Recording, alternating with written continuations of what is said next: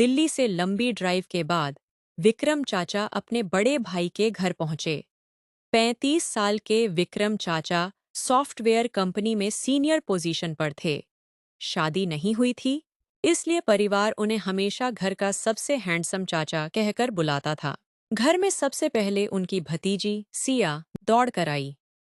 सिया 22 साल की थी, कॉलेज की अंतिम वर्ष की स्टूडेंट।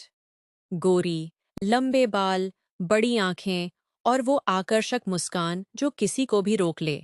चाचा, आ गए आप! सिया ने विक्रम चाचा को जोर से गले लगा लिया। विक्रम चाचा का दिल एक पल को धड़क गया। सिया अब छोटी वाली भतीजी नहीं रही थी, वो जवान और बेहद खूबसूरत हो गई थी। सिया बेटा, कितनी बड़ी हो गई है तू, लगती है कोई मॉडल। सिया शर्मा कर हंसी। चाचा, आप भी तो बिल्कुल वैसी ही लग रहे हैं। जिम जाते हो क्या? उस शाम पूरे परिवार ने साथ डिनर किया, लेकिन विक्रम चाचा की नज़र बार बार सिया पर जा रही थी। सिया ने हल्का सलवार सूट पहना था, जो उसकी खूबसूरती को और निखार रहा था। चाचा 2 हफ्ते रुकने वाले थे। भाई भाभी दोनों ऑफिस के काम से दूसरे शहर गए हुए थे। घर में सिर्फ विक्रम चाचा, सिया और नानी थे। एक शाम सिया अपनी किताबें लेकर बालकनी में बैठी थी। विक्रम चाचा उसके पास गए। क्या पढ़ रही है मेरी प्यारी भतीजी? सिया ने मुस्कुराते हुए किताब दिखाई। रोमांस नॉवेल चाचा, आप भी पढ़ते हो क्या? विक्रम चाचा हंसे।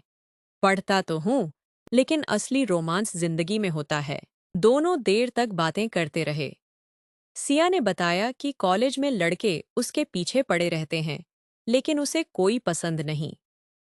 विक्रम चाचा ने धीरे से कहा, कोई अच्छा लड़का मिल जाएगा। तू तो किसी राजकुमारी जैसी है। सिया ने चाचा की आंखों में देखा। चाचा, आपकी नजरें आजकल कुछ अलग लगती हैं। विक्रम चाचा मुस्कुराए। क्योंकि मेरी भतीजी अब छोटी नहीं रही, बहुत सुंदर लग रही है। अगले दिन सुबह सिया चाचा के लिए चाय लेकर आई। चाचा, चाय लो। विक्रम चाचा ने चाय लेते हुए उसकी उंगलियों को छू लिया। तेरे हाथ कितने नरम हैं सिया, जैसे फूल की पंखुड़ियां। सिया शर्मा गई। चाचा, आप मुझे तारीफ कर रहे हो? भतीजी को? भतीजी भी तो इंसान है ना, और बहुत खूबसूरत इंसान, विक्रम चाचा ने कहा। तेरी आंखें जैसे गहरी झील, उसमें डूब जाने का मन करता है। सिया ने नजरें झुका लीं, लेकिन मुस्कुरा रही थी। चाचा, आपकी बातें सुनकर मेरा दिल तेज धड़कता है। शाम को दोनों छत पर बैठे। हल्की ठंडी हवा चल रही थी। विक्रम चाचा ने कहा, सिया, जब तू पास होती है तो मुझे अच्छा लगता है। तेरी महक, तेरी हंसी, सब कुछ। सिया ने धीरे से पूछा, चाचा, ये गलत तो नहीं है ना? प्यार गलत कैसे हो सकता है? विक्रम चाचा ने जवाब दिया, बस हम इसे चुपके से महसूस करेंगे। एक दिन बिजली चली गई। अंधेरे में सिया डर गई। विक्रम चाचा मोमबत्ती लेकर उसके कमरे में आए। डरो मत सिया, मैं हूं ना। दोनों पास बैठे। मोमबत्ती की हल्की रोशनी में सिया का चेहरा चमक रहा था। विक्रम चाचा ने धीरे से कहा, सिया, तेरी गर्दन इतनी नाजुक और सुंदर है, चांदनी में चमक रही है।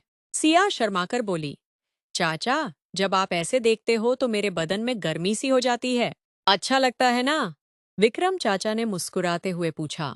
सिया ने सिर हिलाया। हाँ, बहुत अच्छा। आपकी नजरें मुझे नहला देती हैं। जब आप मेरी कमर के पास से गुजरते हो तो रोमांच हो जाता है।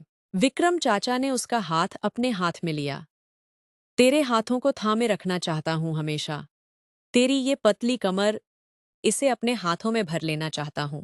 सिया ने फुसफुसाकर कहा, चाचा, आप मुझे पागल कर रहे हो। आपकी आवाज सुनकर मेरी सांसें तेज हो जाती हैं। दोनों देर तक एक दूसरे के करीब बैठे रहे। उनकी बातें शर्मीली, गहरी और प्यार भरी थीं। अगले कुछ दिन दोनों और करीब आ गए। सुबह सिया चाचा के साथ वॉक पर जाती। चाचा, आपकी मसल्स बहुत मजबूत लगती हैं, सिया ने शर्माते हुए कहा। विक्रम चाचा हंसे। और तू? तेरी चाल देखकर लगता है कोई कविता चल रही हो।